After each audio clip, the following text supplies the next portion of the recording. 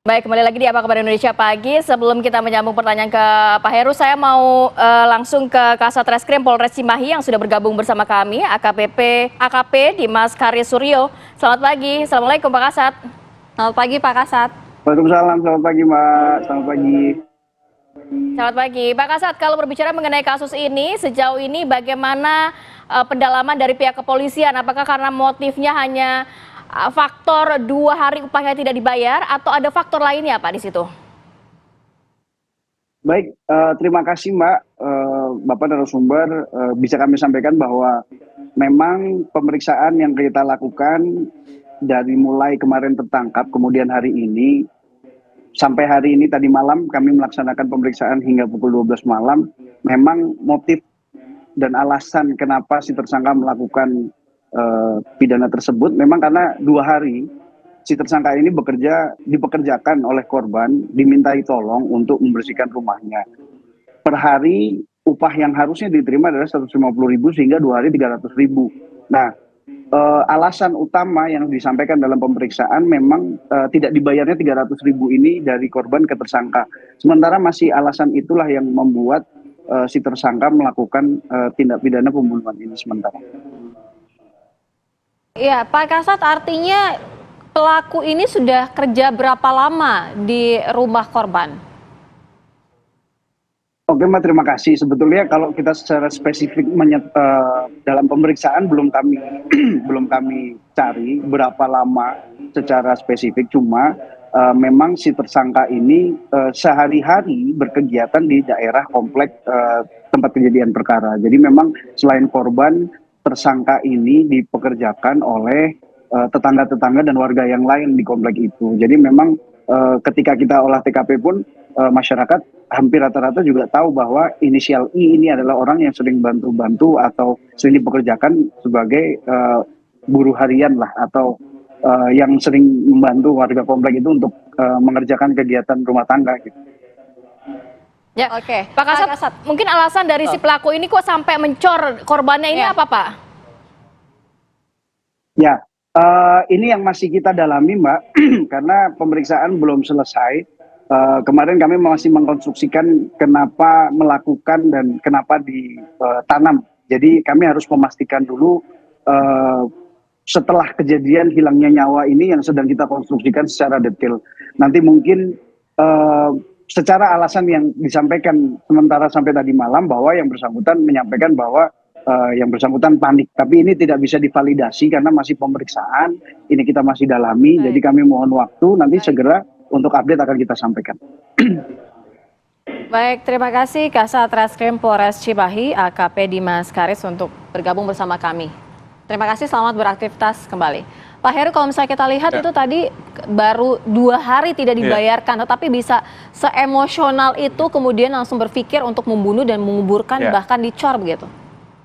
Mungkin awalnya tidak terpikir buat membunuh ya, hanya mungkin karena kesal berlebihan dan tidak bisa mengontrol emosi.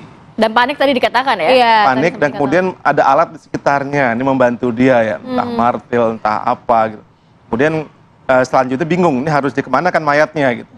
Mungkin karena mungkin tidak punya resource, nggak punya sumber daya untuk membuang atau nggak terpikir, akhirnya ya sudah dicor saja. Apalagi juga ada pengalaman sebelumnya dari kasus terdahulu, mungkin dia belajar juga kalau dia suka lihat di media sosial.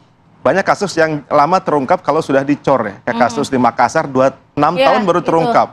Di Blitar 2 tahun terungkap, baru 2 tahun baru terungkap.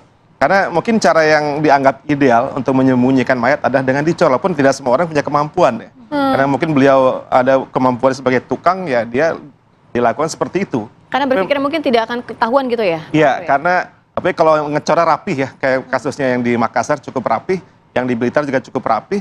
Nah, itu jadi perlu waktu untuk mengungkapkannya. Walaupun nggak semua orang punya kapasitas buat mengecor, itu kan perlu tenaga dan perlu waktu, perlu alat ya. Dan juga pikir ini cara paling ideal untuk menyembunyikan mayat. Karena kalau dibuang, dia perlu mobil atau perlu motor atau perlu orang membantuin dia, itu tidak mudah dilakukan. Ada bau-bau juga begitu ya kalau misalnya Apa yang perlu diperhatikan paling penting dengan fenomena banyaknya korban yang dicor di wilayah Indonesia ini Pak? Ya kita harus menyampaikan juga kepada termasuk dalam hal selalu para aparat kepolisian, penegak hukum dan juga para keluarga bahwa ya apa namanya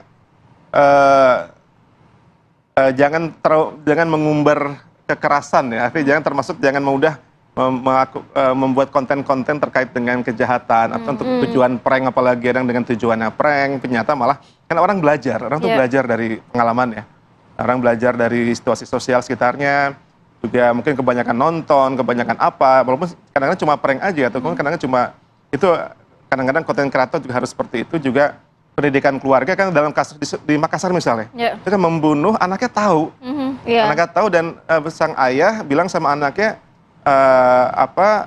semen sama pasir ayah gunakan untuk membuat kolam, ternyata untuk ngubur ibunya. Dan si anak baru ngomong setelah 6 tahun kemudian. Ini kan anak trauma gitu. Dan ada intimidasi juga, ada ancaman juga di situ. Jadi nggak sekedar ibunya meninggal, anak pun trauma dan bisa seumur hidup. Itu bisa menghancurkan perkembangan jiwa sang anak ya, dalam kasus di Makassar. Dan kasus di Cimahi ini juga jadi publik jadi belajar, oh ternyata ini satu cara yang bagus ini. Jadi orang-orang belajar ya. Jadi barangkali untuk modus operandi seperti itu tidak perlu banyak digali dari segala macam, tapi ya bahwasanya dikedepankan unsur pencegahannya.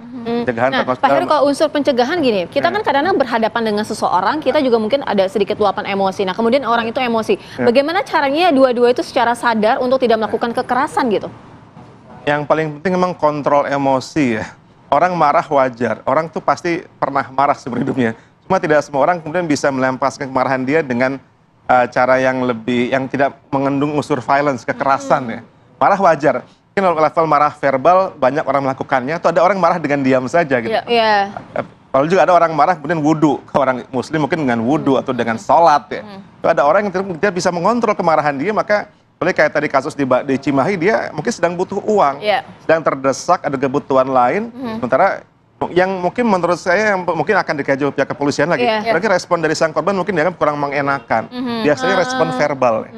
Karena ucapan tuh kadang-kadang membuat orang jadi sakit hati. Trigger juga ya. Trigger di jalanan misalnya. Kalau saya jauh-jauh baru kenal papasan di jalan, diserempet, diumpat, orang bisa bunuh-bunuhan gara-gara sebab yang sepele. Apalagi ini hubungannya sudah cukup lama antara pekerja dengan orang yang mempekerjakannya. Jadi sedang butuh uang. Jadi kadang-kadang ada ungkapan yang kurang dianggap membuat sakit hati, itu membuat orang nggak terkontrol. Baik, Pak Heru, terima kasih banyak ya. Semoga ini juga menjadi pembelajaran juga untuk kita semua. Pastinya juga kita nantikan bagaimana pihak kepolisian mengungkap tuntas mengenai kasus ini dan juga memberikan sanksi yang cukup tegas juga untuk pelaku pastinya. Betul, kita nanti akan menghadirkan mengenai arus baliknya itu. Karena kemarin itu masih sekitar 65%, jadi masih ada 35% yang belum kembali. Nah, kira-kira Jakarta bakal kembali macet lagi atau seperti apa? Kita akan saksikan nanti usai jeda kami hadirkan arus balik.